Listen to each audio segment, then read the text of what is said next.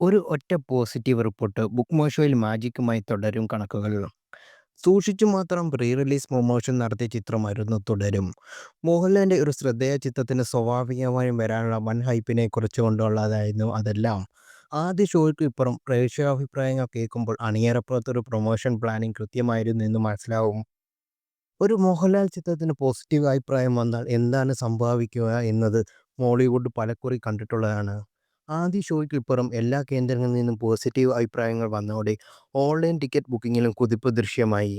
പ്രമുഖ ടിക്കറ്റും booking പ്ലാറ്റ്ഫോമായ book my ഷോയുടെ കാര്യം എടുക്കാം. റിലീസിന് 2 ദിവസം മുമ്പ് ബുധനാഴ്ച രാവിലെ 10 മണിക്കാണ് ചിത്രത്തിൻ്റെ അഡ്വാൻസ് ബുക്കിംഗ് ആരംഭിച്ചത്. ബുക്ക് മൈ ഷോയിലെ ആദ്യ മണിക്കൂറിൽ 8,000 ടിക്കറ്റിലധികം ടിക്കറ്റ് വിറ്റു ചിത്രം. പിന്നീട് മണിക്കൂറിൽ 10,000 എന്ന നിലയിലേക്ക് കയറി. എന്നാൽ ഫസ്റ്റ് ഷോ പോസിറ്റീവ് അഭിപ്രായങ്ങൾ വന്നതോടെ BMSലെ അതായത് ബുക്ക് മൈ ഷോയിലെ ടിക്കറ്റ് വിൽപ്പന കുതിച്ചുയർന്നു. വേഗത്തിൽ തന്നെ മണിക്കൂറിൽ 20,000 എന്ന നിലയിലേക്ക് പോയി. ഉയർന്ന വിൽപ്പന വൈകാതെ 35,000 എന്നും കണക്കിലേക്കും പോയി. എമ്പുരാന് ശേഷം ബുക്ക് മൈ ഷോയ്ക്കുള്ളിൽ മണിക്കൂറുകളിൽ ഏറ്റവും അധികം ടിക്കറ്റ് വിൽക്കുന്ന ചിത്രമായി ആകുകയാണ് തുടരും. അതേസമയം ചിത്രം ആദ്യ ദിനം എത്ര നേടുമെന്ന ആകാംക്ഷയിലാണ് സിനിമാ ലോകം. പ്രീ റിലീസ് ബുക്കിംഗിലൂടെ കേരളത്തിൽ നിന്ന് മാത്രം ചിത്രം 2.33 കോടി രൂപ നേടിയെന്നാണ് പുറത്തുവരുന്ന കണക്കുകൾ.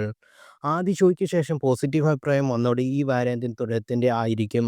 ഒപ്പം വേനലവധിക്കാലമായതിനാൽ തിയേറ്ററിൽ ലോങ് റണ്ണും ലഭിക്കും. മോഹൻലാൽ, ശോഭന കൂട്ടുകെട്ട് 15 വർഷത്തിന് ശേഷം ബിഗ് സ്ക്രീനിൽ ഒന്നിക്കുന്ന ചിത്രമാണിത്. കുടുംബ പ്രേക്ഷകരെ ഏറെ ആകർഷിക്കുന്ന ഘടകവും ഇതുതന്നെയാണ്. ഷൺമുഖം എന്ന ടാക്സി ഡ്രൈവറായിട്ടാണ് ചിത്രത്തിൽ മോഹൻലാൽ എത്തുന്നത്. ബിനു പപ്പു, ഫർഹാൻ ഫാസിൽ, മണിയമ്പൽ രാജു എന്നിവർക്കൊപ്പം നിരവധി പുതുമുഖങ്ങളും ചിത്രത്തിൽ അഭിനയിക്കുന്നു.